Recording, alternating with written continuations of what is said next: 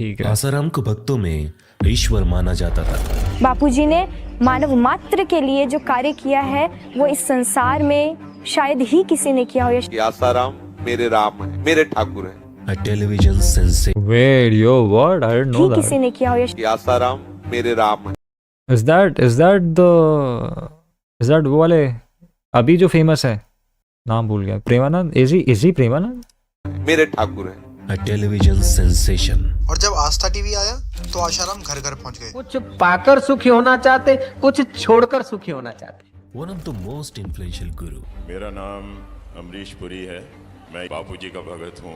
अटल जी को भी मैंने अच्छी क्लास ली। आनंद देवाय माधुर्य देवाय माधुर्य देव। और इस इन्फ्लुएंस ने उनका 10,000 करोड़ का एम्पायर खड़ा कर दिया। लेकिन कितनों को पता था कि आसाराम के आश्रम में कितने राज छुपे थे। आसाराम जैसे मीटिंग में आएगा, बाहर आएगा, उस पे लड़की पे टॉर्च मार के उसको सिलेक्ट करेगा। जब लड़की सिलेक्ट हो जाती है तो आसाराम की जो ये लड़कियां जो है उस लड़कियों को फिर आसाराम को अंदर सप्लाई के लिए फिर तैयारियां करती। नई नई लड़कियों को शरीर संबंध बनाने के लिए वो लालायित रहते थे। और कितने काले राज छुपे थे। दीपेश और अभिषेक दोनों ही आसाराम के अहमदाबाद आश्रम के गुरुकुल में पढ़ते थे, लेकिन 3 जुलाई को वो रहस्यमय हालात में गायब हो गए। और फिर अगले ही दिन आश्रम के नजदीक साबरमती नदी के किनारे से उनकी लाश बरामद हुई। घर वालों का साफ कहना था कि किसी तांत्रिक क्रियाक्रम के चलते उनके बच्चे। Is that actual footage of dead bodies? Because this looks like a kid and this also looks like a kid. Is that the actual picture?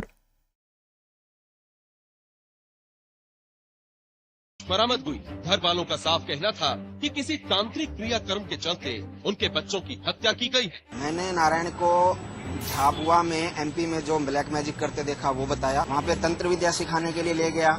लेकिन आसाराम का एम्पायर इन घटनाओं से किंचित भी न हिला जब तक एक 16 साल की लड़की ने हिम्मत न दिखाई। Minor girl from Jodhpur has filed a case of sexual assault against Asaram. एक नाबालिग लड़की, मैं अपनी 12वीं क्लास की थी। हाँ, नाबालिग छोटी मोटी नहीं थी, 12वीं क्लास की थी और बड़ी होशियार लड़की है वो। आसाराम गिरफ्तार हो चुके हैं, दिल्ली के लिए रवाना हो चुके हैं। लेकिन आसाराम के लिए भक्तों की श्रद्धा कम न हुई। दीक्षा दान देकर संत ही हमारे धर्म को आगे बढ़ाते हैं, इसीलिए बापूजी पर टारगेट करा जा रहा है। कुछ भक्तों ने आतंक मचा दिया। आसाराम रेप केस के अहम गवाह कृपाल सिंह की अस्पताल में मौत हो गई है।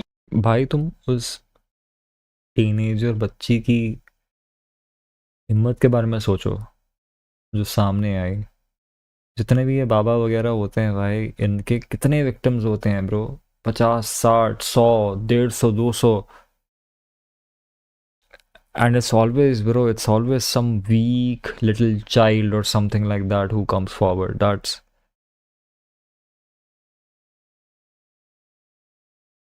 क्या ही बताऊं मैं। लेकिन वो लड़की डरी नहीं। और तुमको पता है एक अजीब चीज़ मुझे कभी समझ में नहीं आई इस देश के बारे में भाई। अगर इस देश में आप क्रिकेट वर्ल्ड कप जीत जाओ तो आपको 10-10 करोड़ रुपए दे देती है government.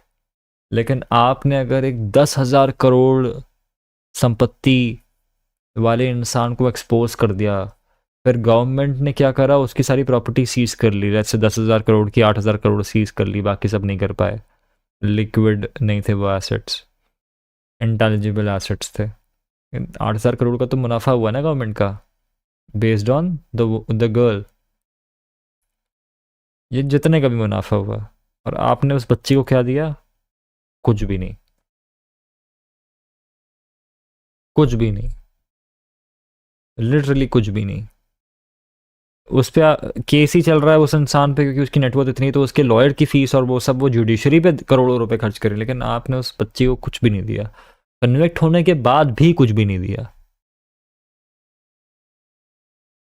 That's sad bro, that's sad. से कुछ देर बाद ही जोधपुर जेल में जो अदालत बैठेगी वो विवादित धर्मगुरु आसाराम के मामले में अपना फैसला सुनाने वाली है। और आखिरकार फैसला आया कि आसाराम को उम्र कैद की सजा दी गई है। अदालत ने, स्पेशल कोर्ट ने आसाराम को उम्र कैद की सजा दी है। वही और कभी संत का दर्जा पाने वाला आसाराम बना द कन्विक्टेड। यार एक तो यार मुझे इंट्रो क्यों देते हैं लोग? इंट्रो नहीं पसंद है मुझे भाई। Can we just fucking do this 2020? क्या हम इंट्रोस को 2025 में छोड़ सकते हैं? यूट्यूब इंट्रोज को। मुझे लगता है वीडियो चालू हो गया, फिर पता चलता है वीडियो तो चालू भी नहीं हुआ है अभी। अगर आप इंट्रो है भी तो भाई प्लीज लिखा करो यार कि ये इंट्रो है यहाँ से यहाँ तक, ताकि मैं स्किप कर पाऊँ। Bro what the fuck is wrong with you bro. Child rapist. और यही कहानी आज मैं आपको बताने आया हूँ। न्यूज की भीड़ में और एक चैनल उभरा, आस्था टीवी, और इस चैनल पर आसाराम अपना सत्संग करने लगा। पाकर सुखी होना चाहते, कुछ छोड़कर सुखी होना चाहते। और हिंदुस्तान का मध्यम वर्ग जो जीवन की अनिश्चितताएं, तनाव और इच्छाओं से भरा पड़ा था, उन्हें आसाराम में आशा की किरण दिखी। उसे पता था कि उसे किस तरीके से इन टीवी ऑडियंस को अट्रैक्ट करना है। लोगों को यह पसंद आने लगा और आसाराम की केवल इससे प्रसिद्धि और बढ़ी। आनंद देवाय, आनंद देवाय, माधुर्य देवाय, And now, Asaram is thinking कि इस भक्तों की भीड़ को मोनेटाइज कैसे किया जाए। तो आसाराम अब इन भक्तों को आयुर्वेदिक मेडिसिन, बत्ती, कैंडल्स, डोंट आस्क की क्या क्या बेचने लगा। और भक्तों ने खरीदा भी, इतना कि अंदाजा लगाया जाता है कि आसाराम का 10,000 करोड़ का एम्पायर था। मध्य से एक स्पिरिचुअल लीडर को पैसों से ज्यादा अपने फॉलोअर्स के मन पर कब्जा करना ज्यादा पसंद होता है, और यह आसाराम के आश्रम में दीक्षा के जरिए किया जाता। ऐसी ही दीक्षा महेंद्र चावला ने भी ली थी। उनके अनुसार इस आश्रम में ईश्वर की पूजा नहीं होती, बल्कि आसाराम बापू की पूजा होती। तुमको मैं चीज बताता हूँ, जो पता है इन इन इन बाबाओं की फॉलोअर्स में सबसे घटिया बात क्या है? जितने बाबा आज हैं, मैं उनकी बात कर रहा हूँ, उनके फॉलोअर्स में एक चीज़ है जो सबसे घटिया है, वो ये है कि इनके फॉलोअर्स इतने हार्डकोर लेवल पे ब्रेन वॉश्ड हैं कि वो पकड़ पकड़ के फैमिली मेंबर्स को घसीट के लेके जाते हैं इनके पास।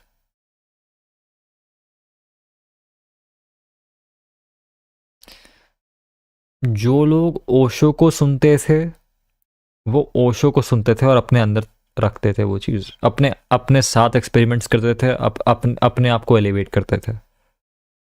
लेकिन ये वाले जो बाबाज हैं, डॉगमेटिक बाबाज इंडिया में जो भी चल रहे हैं, फेमस हो रहे हैं, इनके जो भक्त हैं, सो कॉल्ड भक्त, ये अपने साथ अपने बच्चों को घसीट के लेके आते हैं फोर्सफुली, पति पत्नी को घसीट के लेके आते हैं, पूरे परिवार को, खानदान को घसीट के लेके आते हैं कि तुम भी आओ बाबा जी के पास आओ। और बाबा जी लोग उनको इनडायरेक्टली इन चीज़ों के लिए इनकरेज करते हैं कि और लोगों को जोड़ो, और लोगों को। इनकी अलग MLM स्कीम चल रही है पैसे कमाने की। दीक्षा लेने के बाद साधक यानी फॉलोअर का नाम बदल दिया जाता ताकि वे अपने अब तक बिताए जीवन को भूल जाए। आश्रम वासियों का बाहरी दुनिया से संपर्क तोड़ दिया जाता, जैसे उन्हें अखबार और टीवी देखने से मना किया जाता। कहा जाता कि केवल आसाराम की किताबें पढ़ो। इस तरीके से उनकी dependency okay, respect where it's due. At least he is not using slop fucking weird ass AI. I mean, this is probably still AI, but at least there's some artistic stuff to it. At least it doesn't look like other AI footage. My props. गुरु से बढ़ जाती। और एक तरीका है ये हासिल करने का, वो है कि आश्रम का जीवन कठिन बना दो। आश्रम का जीवन सुबह 5 बजे शुरू होता, चैंटिंग्स होती, अगर प्रेजेंट नहीं रहे तो एक वक्त का खाना नहीं मिलता।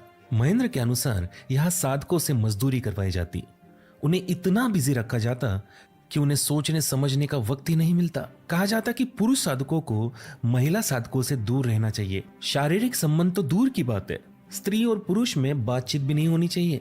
महेंद्र कहते हैं कि पुरुष साधक इस डिसिप्लिन को इतने गौर से फॉलो करते थे कि अगर किसी महिला की नजर उनके खाने पर भी पड़ जाए तो वे उस भोजन का सेवन नहीं करते थे। इन तरीकों से आसाराम ने अपने फॉलोअर्स पर पकड़ बनाई, इतनी पकड़ कि आसाराम आश्रम का इकलौता ईश्वर था और उसके लिए आश्रमवासी कुछ भी करने को तैयार हो जाते। आसाराम के पूर्व वैद अमृत प्रजापति ने टेस्टमनी में कहा था कि आसाराम बापू आश्रम की महिलाओं का यौन शोषण करता था। मैंने उनको दिल्ली में वहाँ पे दिन में उनको ये कुकर्म करते हुए इन्हीं आंखों से देख लिया था। कहा था आसाराम सत्संग या किसी स्मॉलर इवेंट्स के दौरान जिस भी लड़की पर टॉर्च मारता, आश्रम की 3 महिलाएं उस लड़की के पास जाती, उसे बहलाती फुसलाती। उसे कहा जाता कि उसे साक्षात ईश्वर के साथ सेक्स करने का मौका मिल रहा है। 16 साल की आसपास की लड़कियों के साथ संबंध बनाने से उनकी आयु लंबी होती है। ये उनके मगज में पूरा घुसा हुआ है और इसी के प्रयोग में नई नई लड़कियों को शरीर संबंध बनाने के लिए वो लालायित रहते थे। इन महिलाओं को इस तरीके से मैनिपुलेट किया जाता था कि उन्हें पता ही नहीं चलता था कि उनका सेक्सुअल असॉल्ट हो रहा है। उन्हें लगता था कि वे धन्य हैं, कि उन्हें यार देखो, अक्रॉस ऑल कल्चर्स, हर तरह के लोग, ये चीज़ तुम्हें क्रिश्चियंस में भी मिलेगी, चर्चेस में ये चीज़ें तुम्हें मुस्लिम्स में भी मिलेगी, ये चीज़ तुम्हें हिंदूज में भी मिलेगी। तो ऐसे बहुत कई बार ना बहुत लोग यही कहते हैं कि अरे हिंदू बाबाओं को देखो वो क्या कर रहे हैं। सारे बाबा यही कर रहे हैं दोस्त, सारे बाबा यही कर रहे हैं। I hate to break it to you. और तुम मतलब मैं अभी कंपेयर नहीं कर रहा, मैं बस बता रहा हूँ ऐसे लोगों को जिनको लगता है कि बस इंडिया में ये बड़े बड़े आसाराम और ये सब लोग ये सब करके चले गए हैं। तुमने अगर गलती से कभी वैटिकन सिटी के कांड पढ़ लिए, जो वहाँ पे जो यूएस में जो आपके जो चर्चेस में जो फादर्स बन के बैठे हैं उनके कांड पढ़ लिए, ठीक है, तो तुम पगला जाओगे, तुम एक्चुअल में पगला जाओगे, ठीक है। तो ये जब भी ऐसा कुछ तुम सुन रहे हो, समझ रहे हो, तो इसको रिलीजन से, इसको पूरी तरह से रिलीजन पे लिंक नहीं करना चाहिए।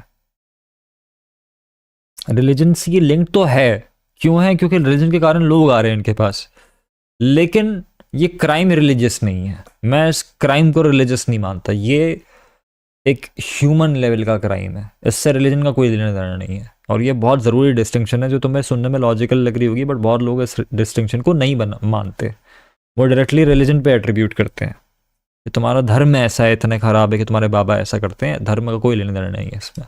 आसाराम बापू के साथ सेक्स करने का मौका मिल रहा है, लेकिन कुछ ऐसी भी महिलाएं थी जिन्हें पता था कि उनके साथ बुरा हो रहा है, लेकिन वे आसाराम के डर से चुप बैठती। लाइक भक्ति और उसकी छोटी बहन मुक्ति। भक्ति और मुक्ति के माता पिता आसाराम के भक्त थे और हमेशा अपने बेटियों को अहमदाबाद के आश्रम में आसाराम के सत्संग में ले जाते। 1996 में जब भक्ति 16 साल की थी, उसे उसके पेरेंट्स ने आश्रम में 12 दिन के अनुष्ठान के लिए भेजा और जब उसकी माँ उसे वापस लेने गई तो आसाराम की वाइफ लक्ष्मी देवी ने उसे घर वापस भेजने से मना कर दिया। कहा था, क्या करेगी आप संसार में जाकर, इतनी अच्छी लड़की है, यही गुरु के चरणों में रहने दीजिए अब इसे। और उसकी माँ उसके बिना वापस लौटाई क्योंकि वो आसाराम की भक्ति।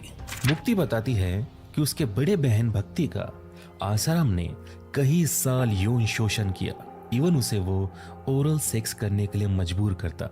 लेकिन इन बहनों की कहानी यहाँ खत्म नहीं होती। जहाँ एक तरफ भक्ति अहमदाबाद के आश्रम में जबरदस्ती रखी गई थी, फिर भी इनके पेरेंट्स की आसाराम के लिए डिवोशन कम नहीं हुई। साल 2000 को छोटी बहन मुक्ति को, जो अब 16 साल की थी, उसके माँ बाप आसाराम के बेटे नारायण साई के सूरत वाले कैंप ले गए। नारायण साई को फॉलोअर्स में ईश्वर के पुत्र का दर्जा था, द सन ऑफ गॉड। लेकिन नारायण साई आसाराम से भी एक कदम आगे था। महेंद्र चावला, जो नारायण साई का पर्सनल असिस्टेंट था, उसने बताया कि एक दिन उसे नारायण साई के ड्राइवर ने बताया था कि नारायण साई उसे आश्रम की महिलाओं को रात के अंधेरे में उसके पास लाने भेजता है और अर्ली आवर्स में उन महिलाओं को वापस भेज देता है। महेंद्र ने खुद छुपके से नारायण साई को एक सेविका का यौन शोषण करते हुए देखा था। नारायण साई कन्विंसिंगली अपने आप को कृष्ण का अवतार मानता था और आश्रम की महिलाओं को गोपिया। वो कहता था, यार जितने भी एक तो ये लोग हैं ना जो कहते हैं हम कृष्ण के अवतार हैं, हम शिव के अवतार हैं, हम इनके अवतार हैं, हम उनके अवतार, सांप लो और कटवा दो सालों को, कैमरे के सामने बैठाओ, एक किंग कोबरा लेके आओ और बोलो कि भाई इसको गले में डस, और डसवा दो। और पूरा जब तक 2-3 मिलीलीटर जहर ना घुस जाए ना इनके गले के अंदर, तब तक डसने ही डसी, मतलब वो कर हो, सांप को फोर्स करो कि जितना हो सके उतना वेनम खाली करे उनके अंदर। मजा आएगा देख के। मैं हाथ जोड़ूंगा ऐसे अवतार के सामने, शिव जी है के और कृष्ण जी के अवतार हैं, आई एम चरणों पे कोटि कोटि प्रणाम, ठीक है, बट इनके साथ ऐसा होना चाहिए कि इन आश्रम की महिला सेविकाओं की शारीरिक जरूरतों को पूरा करना उसका फर्ज है। मैं उनका गुरु, पिता और प्रेमी हूँ। जब मुक्ति नारायण साई के सत्संग गई तो नारायण साई की नजर उस पर पड़ी और उसे उसने अपने मेघनगर वाले आश्रम बुलाया। यहाँ आने के बाद उसका अपने परिवार से संपर्क तोड़ा गया। उसे अपने घर फोन तक नहीं करने दिया जाता। उसका नाम तक बदला गया ताकि अगर कोई बाहर से अपने परिजन को मिलने आए भी तो वे उन्हें ढूंढ न पाए। मुक्ति को नारायण साई के एक पुरुष सेवक ने बताया था नारायण साई उससे मिलना चाहता है और वो ये बात अन्य महिला सेविका को ना बताए क्योंकि वे उससे जलन महसूस करने लगेगी। मुक्ति को यह महसूस करवाया गया कि वो बाकी महिला सेविकाओं से स्पेशल है जो उससे Narayan Sai son of God मिल रहा है। कि लड़की के आसपास कोई उनकी अनुयायी खड़ी है तो उनको ऐसा इशारा कर देते थे तो वो लड़कियां फिर उनसे बात करके उनके नजदीक ले जाने की कोशिश करती थी। ऐ तो कितनी भाग्यशाली हो, साईं तुमसे बात करते हैं। मुझे प्रसाद दिया था, मेरा हाथ पकड़ा था और 2-3 दिन में पता नहीं क्या हो गया, मैं मेरा घर सब छोड़ के चली गई। जब वो उससे मिली तो नारायण साई ने उसका हाथ पकड़कर कहा, संसार में क्या रखा है, तुम्हारा जो भी है गुरु का है, तुम पिछले जन्म की गोपी हो और मैं कृष्ण। और ये कहकर उसने मुक्ति का रेप किया। मुक्ति ने यह तक कहा कि नारायण साई उसे अपना सीमन पीने को मजबूर करता। And if you think this is the worst then you are wrong. माँ के पास 10% विकास होगा, लेकिन बाप के संपर्क में रहेगा तो बच्चे का 25% विकास होगा। लेकिन किसी गुरुकुल में रहेगा तो 1000 गुना विकास हो जाता है। मेरा करोड़ गुना विकास हो गया ना। आसाराम ने अपने आश्रमों के साथ साथ गुरुकुल नामक स्कूल भी बनाए जहां हॉस्टल्स भी हुआ करते थे और जहां बच्चों को पढ़ाई के साथ साथ हिंदू वैल्यूज की शिक्षा दी जाती। और इन स्कूलों में मोस्टली वही पेरेंट्स अपने बच्चों को एडमिट करते थे जो आसाराम के फॉलोअर्स होते थे। इसी तरह शांतिलाल वाघेला ने अपने 11 साल के बेटे अभिषेक को जितना बच्चों के एक्सप्लॉयटेशन में इन गुरुओं का हाथ है उतना ही उन बच्चों के एक्सप्लॉयटेशन में उनके माँ बाप का हाथ है। और मैं किसी से भी डिबेट कर सकता हूँ इस पॉइंट को लेकर। कोई बंदा आ जाए जो बोले कि मैं एग्जैजरेट कर रहा हूँ, ऐसी तैसी उसकी। तो अगर आसाराम बापू ने इन बच्चों का शोषण करा है तो उनके माँ बाप ने भी उन बच्चों का शोषण करा है, just not in a physical way. ठीक है, because your as parents especially of children, not even adults, children, you are the person responsible for their safety. You are leaving your child to someone else alone अपनी भक्ति के चक्कर में। तो आपका भी हाथ है उसमें, आप मानो ना मानो, आपका हाथ है। गुरुकुल बोर्डिंग स्कूल में डालने का फैसला किया और यह खबर सुन शांतिलाल के छोटे भाई प्रफुल्ल वाघेला भी इन्फ्लुएंस हुए और उन्होंने अपने 10 साल के बेटे 10 साल के बच्चा गुरुकुल में डालने का फैसला किया। अभिषेक और दीपेश दोनों ही गुरुकुल के हॉस्टल में रहने लगे और इनके पिता इन्हें बीच बीच में मिलने भी जाते। 3 जुलाई 2008 को शांतिलाल अपने बेटे अभिषेक और भतीजे दीपेश को मिलने गए थे। बच्चों ने घर से कुछ चीजें मंगाई थी लेकिन दीपेश थोड़ा सा दुखी था। शांतिलाल ने दीपेश की बात अपने पापा प्रफुल्ल से करवाई थी। फोन पर दीपेश रो रहा था, कह रहा था पापा जल्दी आओ जल्दी आओ। प्रफुल्ल अपने बेटे से मिलने नहीं गए क्योंकि उन्हें लगा कि अगर वे अपने बच्चे को बार बार मिलेंगे तो हॉस्टल में नहीं रह पाएगा। लेकिन उन्हें अफसोस है कि उन्हें उस दिन जाना चाहिए था क्योंकि उसी दिन रात 9 बजे प्रफुल्ल वाघेला को गुरुकुल से फोन आता है कहते हुए कि उनका बेटा दीपेश और शांतिलाल का बेटा अभिषेक गुरुकुल में नहीं है। शांतिलाल और प्रफुल्ल तुरंत गुरुकुल गए। वे वहां गुरुकुल के हेड पंकज सक्सेना से मिले। उन्होंने बच्चों को सारे प्रीमाइसेस में ढूंढा लेकिन बच्चों का कोई अता पता नहीं था। और इस मुश्किल घड़ी में पुलिस स्टेशन जाने के बजाय गुरुकुल के हेड सक्सेना ने दोनों पिताओं को कहा, गार्डन में जो पीपल का पेड़ है उसके चक्कर लगाओ और आसाराम बापू से प्रार्थना करो कि उनके बेटे मिल जाए। सक्सेना ने उन्हें 2 घंटों तक पीपल के चक्कर लगवाए लेकिन बच्चे मिले नहीं। दोनों पिता अगले दिन फिर गुरुकुल लौटे। उन्होंने फिर बच्चों को ढूंढने की कोशिश की, बच्चे नहीं मिले और वे चाहते थे कि स्कूल अथॉरिटीज पुलिस के पास इसके बारे में कंप्लेंट करे लेकिन स्कूल अथॉरिटीज ऐसा करने से टालते रहे। कहने लगे जरा रुको, बापू से तुम्हारी बात करवाएंगे। फिर कहा गया चौराहे से 7 कंकड़ लाकर उसे अपने घर पानी में उबालना है, बच्चे मिल जाएंगे। इस टोटके के बाद भी बच्चे मिले नहीं। लेकिन शाम के 8-9 बजे पिताओं ने चांदखेड़ा पुलिस स्टेशन में बच्चों की मिसिंग रिपोर्ट कराई। 2 दिन गुजर चुके थे और तीसरे दिन शांतिलाल और प्रफुल्ल को पंकज सक्सेना ने तुरंत आश्रम फोन कर बुलाया। उसने उन्हें बताया कि एक साधक ने आश्रम के पीछे सूख चुके साबरमती की नदी के ताल में 2 बच्चों की लाश देखी है। जब दोनों पिता वहां पहुंचे तो उन्होंने अपने बच्चों की डीकंपोज हुई लाशें देखी। That's real, that's crazy, bro. उनका दिल बैठ गया। दोनों बच्चों के शरीर एक दूसरे के करीब 10 फीट के अंतर पर पड़े हुए थे।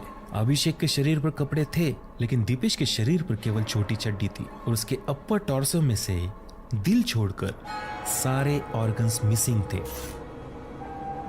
और उसका रिब केज सामने से खुला हुआ था। दीपेश और अभिषेक दोनों ही आसाराम के अहमदाबाद आश्रम के गुरुकुल में पढ़ते थे, लेकिन 3 जुलाई को वो रहस्यमय हालात में गायब हो गए और फिर अगले ही दिन आश्रम के नजदीक साबरमती सामने से रिब केज खुला हुआ था, मतलब शायद जानवरों ने खाया होगा, या तो फिर पानी में बॉडी इतनी फूल गई कि गैस के कारण, जो गैसेस अंदर बनती है इसके कारण बॉडी बहुत फूलने लगी and then it outward sort of eruption हुआ, maybe, I don't know. ना ऑर्गन बेचे, देखते हैं। उनकी लाश बरामद हुई। मौत की ये खबर जैसे ही दोनों मासूमों के घर वालों को मिली, कोहराम मच गया। जब वाघेला पिताओं ने देखा कि न पुलिस उनकी मदद कर रही है और न ही प्रशासन, तो वे आमरण उपोषण पर बैठ गए ताकि इस केस की सीबीआई जांच हो। उनके साथ कई लोग जुड़ गए। धीरे धीरे इस प्रोटेस्ट की संख्या बढ़ने लगी और जब परिस्थिति आसाराम बापू के खिलाफ होने लगी तो आसाराम को लगने लगा कि अगर वो बच्चों के पिता को मिलेगा तो मामला शांत हो जाएगा। जे बन्यु छे जे एमा कोईनो भी आडवा हाथ हशे तो હું भी नहीं चलावी એ મારા भी બાળક अपना बाળકો शरीरથી છે મારા હૃદયથી। लेकिन वाघेला भाइयों ने उसकी सांत्वना को ठुकरा दिया। तो फिर आसाराम बच्चों की डेथ को जस्टिफाई करने लगा। नहीं बच्चे तो देखो, नहाने का शौक बच्चों को होता है और उस रास्ते घूमने घूमने तो जाते थे और बच्चों से मालूम हुआ कि वो बोल रहे थे रथ यात्रा देखने जाना है, हमको गाड़ी लेने आने वाली है, तो इस प्रकार कुछ भी कैसे भी कोई गए होंगे, भगवान जाने में वहाँ था नहीं। और सुनी सुनाई बात पर मैं कोई भी कमेंट्री करूँ तो मेरे को अच्छा नहीं लगता है। और कहानी में ट्विस्ट तब आया जब आश्रम पर बच्चों पर काला जादू करने का आरोप लगा। घर वालों का साफ कहना था कि किसी तांत्रिक क्रियाकर्म के चलते उनके बच्चों की हत्या की गई है। पूरा पक्का ऐसा लगता है कि किसी ने मर्डर करके उसको वहाँ डाला हुआ है। और पूर्व आसाराम फॉलोवर महेंद्र चावला ने गवाही दी कि उसने आसाराम के बेटे नारायण साई को काला जादू करते हुए देखा था। मैंने नारायण को झाबुआ में एमपी में जो ब्लैक मैजिक करते देखा वो बताया। वहाँ पे तंत्र विद्या सिखाने के लिए ले गया और उन लोगों ने वहाँ पे जो विधियाँ की, जो मैंने उस ब्लैक मैजिक के बारे में जो मैंने देखा, जो मैं जानता था, उसके मैंने एविडेंस भी दिए हैं। महेंद्र जी कहते हैं कि 2002 की दिवाली की एक रात पहले वे मध्यम रात को बाथरूम जाने के लिए उठे। उन्होंने देखा कि आश्रम के बरामदे के बीचों बीच एक व्यक्ति बैठा हुआ है। आश्रम की इस साइड नदी का एक छोटा बहाव बहता था। महेंद्र जब आगे बढ़ा तो उसने देखा वो व्यक्ति नारायण साई था। उसके सामने आग जल रही थी और उसी के करीब एक बच्चे की लाश पड़ी हुई थी और उस शरीर पर था एक इंसानी खोपड़ी। अगले दिन साई ने महेंद्र को कहा, तुमने कल रात को जो देखा वो देखकर कोई साधारण व्यक्ति तुरंत मर जाता। तुम पर बापू का आशीर्वाद है। उसी दिन नारायण साई ने महेंद्र को काला जादू करने के तंत्र मंत्रों की हैंड रिटन नोट्स दिए, जिसे खुद नारायण साई ने लिखा था और कहा था इन मंत्रों की प्रैक्टिस करो। इन एलिगेशंस के बाद आसाराम के आश्रम पर वाघेला भाई के आमरण उपोषण के द्वारा, पब्लिक द्वारा, मीडिया द्वारा प्रेशर बनाया जा रहा था और आखिरकार गुजरात के then chief minister Narendra Modi Vaghela brothers से मिले। वाघेला भाई कहते हैं, जब हम मोदी से मिलने गए तब हमारे हाथ में पानी का ग्लास दिया गया और जब हमने वो पानी पिया तो पता चला कि वो नींबू पानी है। हमें मूर्ख बनाया गया। मोदी ने फिर कहा, अब अपने उपवास तोड़ी दिया है तो चिंता ना करे, आपको मैं इंसाफ दिलाऊंगा। गवर्नमेंट ने इस केस की इन्वेस्टिगेशन के लिए रिटायर्ड जस्टिस DK त्रिवेदी की कमीशन बिठाई। यहाँ इस कमीशन ने बच्चों के पोस्टमार्टम रिपोर्ट को जांचा। उन्होंने witnesses, ashramite, students, Gurukul authorities से बात की, इवन आसाराम से बात की, लेकिन कमीशन को इन मौत में कोई पॉल फ्ले नहीं दिखाई दे रहा था। ये कमीशन 5 सालों तक चली और कमीशन ने ये रिपोर्ट सबमिट की। इतनी सैलरी खाई होगी भाई इन लोगों ने, इस कमीशन वाले लोगों ने कितनी सैलरी खाई होगी तुम्हें आइडिया नहीं है। 5 साल तक ये चला ब्रो, दैट्स क्रेजी। जादू नहीं होता और बच्चों की मौत नदी में डूबकर मरने से हुई है और इसका जिम्मेदार गुरुकुल है, जिन्हें बच्चों पर ध्यान देना चाहिए था। वाघेला ब्रदर्स ने हाई कोर्ट और सुप्रीम कोर्ट में अपील की कि उनके बच्चों की मौत की सीबीआई जांच होनी चाहिए, लेकिन दोनों कोर्ट्स ने उनकी अपील रिजेक्ट कर दी और आज तक वाघेला किड्स के अननेचुरल डेथ्स की सच्चाई मिस्ट्री बनी हुई है। वाघेला पिता कहते हैं, आसाराम बापू को कोई छू नहीं सकता था। He was powerful. प्रशासन, सरकार उसको बचाना चाहते थे और उसका एम्पायर कभी भी गिर नहीं सकता था। लेकिन इतिहास गवाह है, जो जितना ऊपर चढ़ता है उतना ही भयानक गिरता है। 16 साल की मानवी चिंदवारा वाले गुरुकुल में पढ़ती थी। उसके पेरेंट्स जो यूपी के शाहजहानपुर में रहते थे, स्पेशली उसके पिता आसाराम बापू को ईश्वर की तरह पूजते थे। वे हमेशा आश्रम के सत्संगों में जाते, इवन अपने पड़ोसियों को लेकर जाते, और इसी कारण उन्होंने अपनी बेटी इवन अपने बेटे को गुरुकुल में डाला था, सोचकर कि यहाँ इनके बच्चों को अच्छे संस्कार मिलेंगे। लेकिन यही उनकी सबसे बड़ी गलती बन गई। 7 अगस्त 2013 को मानवी के पिता को गुरुकुल से फोन आया। फोन पर मानवी थी, जिसे हॉस्टल की वार्डन शिल्पी ने फोन कर अपने माता पिता को गुरुकुल आने कहा था। अगले दिन जब मानवी के माँ बाप आश्रम पहुंचे तो उन्हें वार्डन शिल्पी ने बताया कि उनकी बेटी को कल चक्कर आ रहे थे और उस पर किसी भूत प्रेत का साया है और इस भूत को केवल आसाराम बापू ही निकाल सकते हैं। 14 अगस्त को पेरेंट्स मानवी को लेकर जोधपुर आश्रम गए, जहाँ आसाराम मौजूद था। आसाराम ने कहा, अच्छा तुम हो भूत वाली लड़की, आओ तुम्हारा भूत उतरता हो। अगली रात आसाराम ने मानवी को अपने कमरे में बुलाया और पेरेंट्स को बाहर भजन करने भेज दिया। इन पेरेंट्स का आसाराम पर इतना विश्वास था कि उन्होंने जरा भी ना सोचते हुए आसाराम की बातें मान ली। लेकिन 1 घंटे बाद जब लड़की बाहर आई तो वो परेशान थी, वो रोने लगी। और जब वो अपने घर शाहजहानपुर पहुंची तो उसने अपने पेरेंट्स को बताया कि आसाराम ने उसका रेप किया है। चार्जशीट में डिटेल्स इतने अशांत करने वाले हैं कि मैं उसे बयां भी नहीं कर सकता। मानवी के पिता ने आसाराम से दिल्ली में मिलने की कोशिश की। वे गुस्सा थे, लेकिन आसाराम ने उनसे मिलने से मना कर दिया और इसके बाद उन्होंने दिल्ली में आसाराम के खिलाफ 0 FIR कर दी। दिल्ली के कमला मार्केट थाने में शिकायत दर्ज करवाई गई है यौन शोषण की। जो FIR जोधपुर पुलिस को भेजी गई क्योंकि घटना वहां घटी थी। Minor girl from Jodhpur. बहुत सैड और कमेंडेबल बात है इस बच्ची के माँ बाप के बारे में कि इतने बड़े भक्त थे कि बच्चे को अकेले भेज दिया, ये सब हो गया। बट जैसे ही बेटी वापस आई तो they believed her and they fought for her. Crazy हृदय परिवर्तन भाई। मतलब काफ़ी काश ऐसे ही लोग होते इस दुनिया में जो अपने आप को रेक्टिफाई करने में पीछे नहीं हटते, तो शायद काफ़ी अच्छी दुनिया होती है।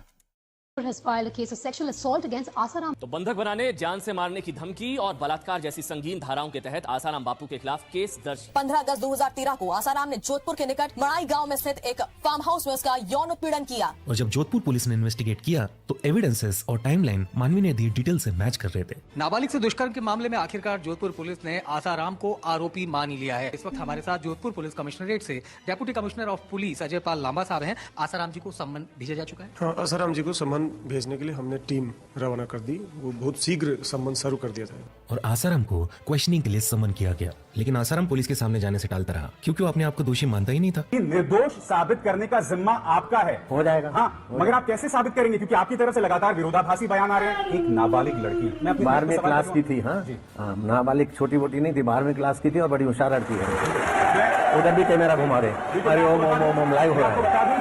ओम ओम ओम ओम ओम ओम ओम ओम ओम ओम ओम ओम। और जब आसाराम पुलिस के पास आया ही नहीं तो जोधपुर पुलिस के पास एक ही ऑप्शन था, जो था आसाराम को अरेस्ट करना। अगर आसाराम बापू अपने पक्ष में कोई डिफेंस नहीं रख पाए तो आसाराम बापू को गिरफ्तार कर लाया जाएगा। लेकिन आसाराम को अरेस्ट करना बिल्कुल भी आसान नहीं था। जब जोधपुर पुलिस आसाराम को अरेस्ट करने इंदौर पहुंची तो उन्होंने देखा कि आसाराम के भक्तों ने आश्रम को पूरी तरह से घेर लिया है। पुलिस पर दबाव बनाया जा रहा था। सुबह से शाम हो गई, लेकिन आसाराम पुलिस के सामने आने से टालता रहा। लेकिन जब पुलिस को पता लगा कि अब उनकी भी जान को खतरा है तो उन्होंने तुरंत आसाराम को उठाया और गाड़ी में बिठाकर दिल्ली ले गए। आसाराम को प्लेन से जोधपुर ले जाया जाने वाला था। और जब उनके फॉलोअर्स को ये बात पता चली तो उनके फॉलोअर्स ने प्लेन के मैक्सिमम टिकट्स खरीद लिए।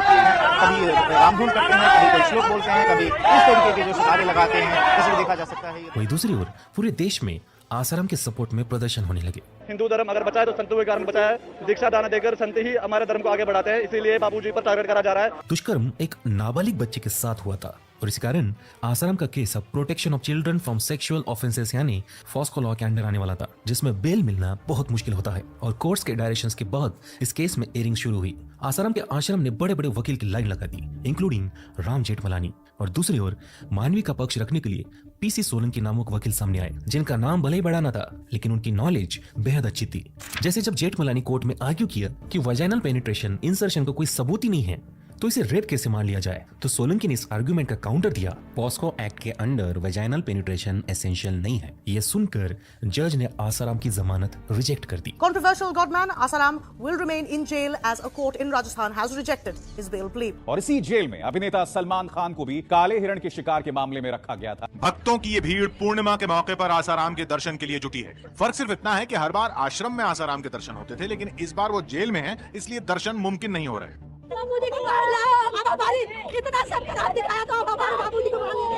अब आश्रम वाले मानवी के फेक एज सर्टिफिकेट्स कोर्ट में पेश करने लगे, लेकिन उनका ये टोटका काम नहीं आया और आसाराम के खिलाफ केस और भी ज्यादा स्ट्रांग बनता जा रहा था, क्योंकि अनेक पूर्व आसाराम फॉलोअर्स विटनेस बनकर कोर्ट में गवाही देने लगे। आरोप पहली बार नहीं लगे हैं, आरोप पिछले 40 वर्षों से लग रहे हैं। वो 50 साल से सेक्स रैकेट चलाता आ रहा है। कुटिया के अंदर लड़कियों को बुलाना, अकेले में मिलना, ये कोई आसाराम या नारायण के लिए कोई नई बात नहीं। 16 साल की आसपास की लड़कियों के साथ संबंध बनाने से उनकी आयु लंबी होती है, ये उनके मगज में पूरा घुसा हुआ है और इसी के प्रयोग में नई नई लड़कियों को शरीर संबंध बनाने के लिए वो लालायित रहते थे। कई ऐसी लड़कियां हैं जो रिस्पेक्ट भाई, respect to all these people who spoke out. भाई तुम लोग को आइडिया नहीं है, to be a witness in law actually puts you on crosshair, especially against so many big people. भाई तुम्हें नहीं पता कि ये 4 लोग बस they will pull up and they'll just fucking shoot you and you're gone. Especially अगर तुम एक छोटे शहर के छोटे से आदमी हो। Much respect bro, ये लोग heroes है भाई, you don't think they are heroes but they are, you know. एक बात ये होती है सोचना कि हम भी बोल देते, और करना बहुत अलग बात होती है। इतने बड़े आदमी के अगेंस्ट खुले आम गवाही देना, चेहरे बरे के। तुमको पता, मजाक नहीं कर रहा, तुम कोई भी यूनिवर्सिटी उठा कर देख लो इंडिया में, जितनी जेंजी जितना बकचोदी पेलती है ना, हम इतने एक्टिविस्ट हैं, हम इतने ये, हम इतने वोक हैं। कोई भी यूनिवर्सिटी पिछले 10 साल की उठा कर देख लो, चाहे वो सी हो चाहे वो एमिटी हो, जब भी कांड होता है यूनिवर्सिटी के अगेंस्ट, ठीक है, कुछ बड़ा कांड होता है और कैमरा पैन होता है ना, लोग चेहरा छुपा के बात करते हैं, या लोग बात करने से डरते हैं, अपने ओपिनियंस नहीं देते। तो झकमारी रिपोर्टर्स को क्या करना पड़ता है, उनसे बात करनी पड़ती है जो या तो बहुत जल्दी ग्रेजुएट होने वाले हैं, या तो जो उस कॉलेज के है ही नहीं, बस जानते हैं सिचुएशन के बारे में, ठीक है। बट मोस्टली दे रेफ्रेन, सबकी गांड फटती है। और आसाराम का एक ही सेंटेंस फिक्स है। वो लड़की को पूछते हैं तू मुझे किस भाव से देखती है, लड़की कहती है मैं आपको भगवान के रूप से देखती हूँ। जैसे ही लड़की ने कहा कि मैं आपको भगवान कृष्ण मानती हूँ, तो आसाराम या नारायण, तुरंत उनका जवाब होता है तो तू मेरी गोपी हो गई। लड़की एक्सेप्ट करती है, यस। आसाराम उसको बोलता है या नारायण उसको बोलता है तू गोपी है, मैं कृष्ण हूँ। पिछले जन्म में जब तू गोपी थी और मैं कृष्ण था, तो मैं तेरी शारीरिक इच्छा को पूरा नहीं कर पाया, इस जन्म में पूरा करूंगा। इस तरीके से वो जो है उसको इमोशनल ब्लैकमेल करता है और आगे सिलसिला रासलीला शुरू हो जाती है। इन गवाहियों से आसाराम के खिलाफ केस स्ट्रांग बनता जा रहा था और इसी कारण आसाराम के history sheeter followers and witnesses पर अटैक्स करने लगे। इस वक्त की बड़ी खबर, नारायण साईं के मामले में मुख्य गवाह महेंद्र चावला को पानीपत में गोली मार दी गई है और नारायण साईं के पूर्व रसोइये अखिल गुप्ता की गोली मारकर हत्या कर दी है। आसाराम के पूर्व वैद्य अमृत प्रजापति की मौत हो गई है। आसाराम रेप केस के अहम गवाह कृपाल सिंह की अस्पताल में मौत हो गई है। ताकि इस मामले में कृपाल सिंह समेत 3 गवाहों की हत्या हो चुकी है। क्या दिख रहा है इनके परिवार के लिए गवर्नमेंट ने क्या दिया इनको? 1 करोड़ रुपए हैं? एक बल्ले से 6 मार देते तो आप 10 करोड़ दे देते हो, इनको आपने दिए 1 करोड़ रुपए, इनको आपने दिए 1 करोड़ रुपए। आसाराम के फॉलोअर्स ने इस तरीके का आतंक फैला दिया कि अब मानवी के पिता डर चुके थे। दबंग और बाहुबली के आगे कानून का भी पूरा रोल हो जाता है। ये हमारे साथ होता है। 2.5 साल होने को अभी तक मुझे न्याय नहीं मिला।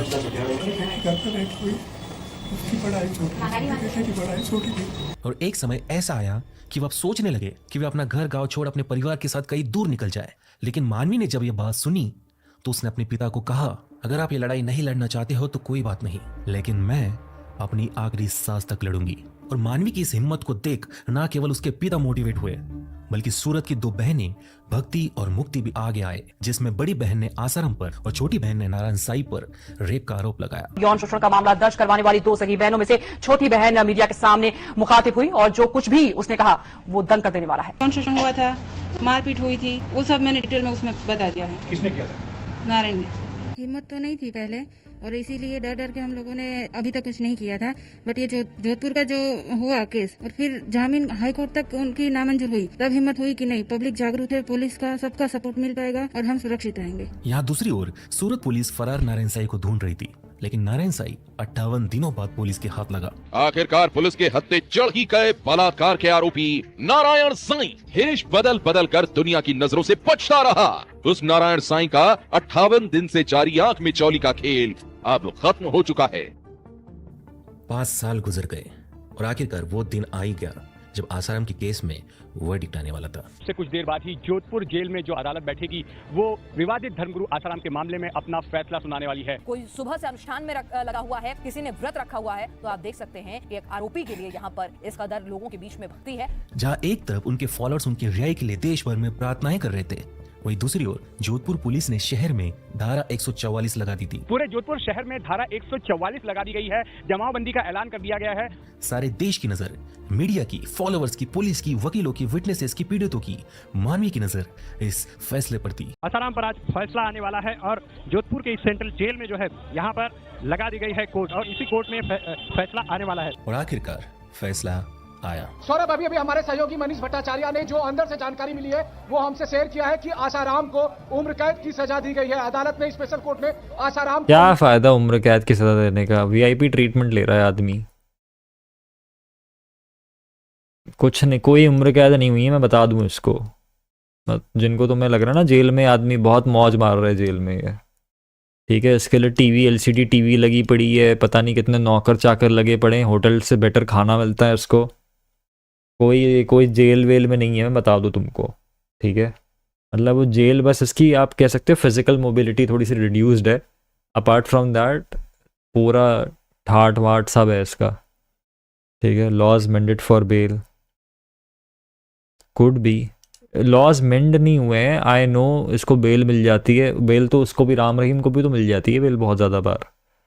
और वहीं पे जो आपके लेफ्ट यही वाले तो रोते हैं कि आपके उमर खालिद को बेल नहीं मिल रही, बट इनको मिल जाती है। भाई सोनम वांगचुक को बेल नहीं मिली अभी तक। That's fucking crazy if you think about it bro.